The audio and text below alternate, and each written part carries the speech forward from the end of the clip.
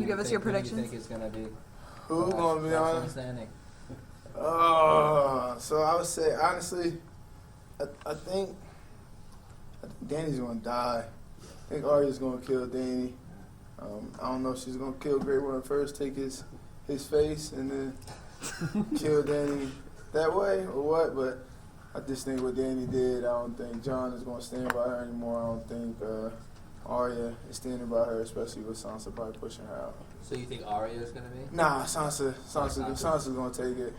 That's the only person who really wants it. John, I think he's going to go to the far north with the wildlands and chill out and live a good life out there. Chill out. Sounds like you haven't given much thought to You know, I got my scenarios that run through my head from time to time. So how has the off-season been, and how are things progressing here? Oh, it's been good. I mean, anytime you get to come back, work out with the guys, we're finishing up phase 2. It'll be 5 weeks of working together. Obviously, we got the rookies, getting them going this week. It's going good, man. We start playing football next week. I mean, it's not the whole game of football, obviously. We don't have pads on. We just have helmets. But getting back out there, competing against each other, you know, working towards being better each and every day for the 2019 season is great, and we're looking forward to it. What's it been like working with Coach Mike Pellegrino? I know he's had an interesting journey to the NFL and now taking on a new role.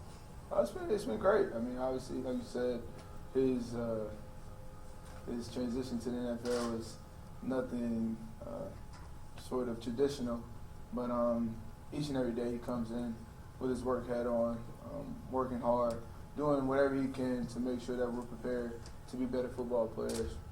Now you have some teammates that are kind of shy that are giving a pretty big speech at your alma mater this weekend. Did you give them any advice for what they should say to those guys got it, man. I mean, those are obviously Dev and Jay, man. They're tremendous human beings.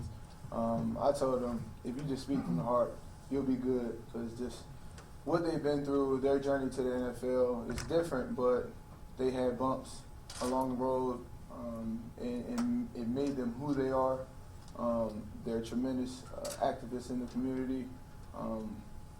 Like if I could pick, like if I had a daughter and they could date somebody on the team, it would be those guys. Like literally, because I mean they're gentlemen, how they carry themselves, how they treat their wives, how they treat their daughters. They're just tremendous men, and I know that the students at Rutgers University will have a great message that they can really, really take in and learn from when those guys speak on Sunday. What was your reaction to the addition of Jamie Collins? Great. I mean, obviously we know me and Jamie came together. We're friends. When he went to Cleveland, we stayed in contact. We kept talking. The relationship didn't break.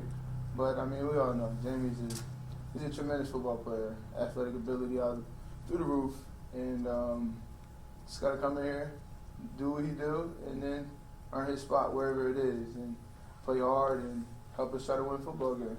There's no way to predict what the role will be, but just based upon his talent level and the fact that he already knows the defense and he's a couple of years older, I don't know if sky's the limit is the right way to describe it, but he could be a real asset. Oh, for sure. I mean, like you said, athletic ability, knows the defense. He's excited to be back, so that's always good when the excitement is there. I'm really just looking forward to, seeing him out there, seeing him play with us again, building that chemistry, being teammates again, and doing everything we can to make sure that we got the best defense we can come the first game.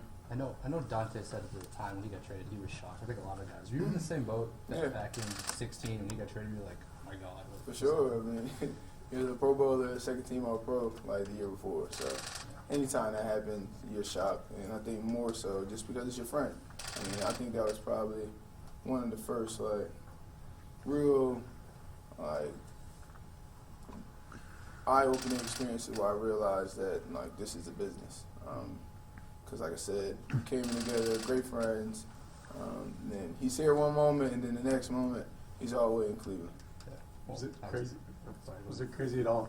A player of his caliber is just like a free agent for 2 months after, into May. I mean, it's still talented players out there. I mean, the signing process is different for everybody. Like I said, it's still talented players out there. I'm just happy that we were able to jump on him and happy that he's a teammate again. Duron, what excites you most about this defense when you look around at the guys you have here and will arrive for obviously minicamp? I would say the depth. I mean, it's depth everywhere. Secondary, linebacker, front, D-line. Like, it's literally a lot of good players everywhere. And Bill always said, the more good players you have on your team, the better your team will be. So, looking forward to how we can put it all together. It's going to be obviously a lot of competition.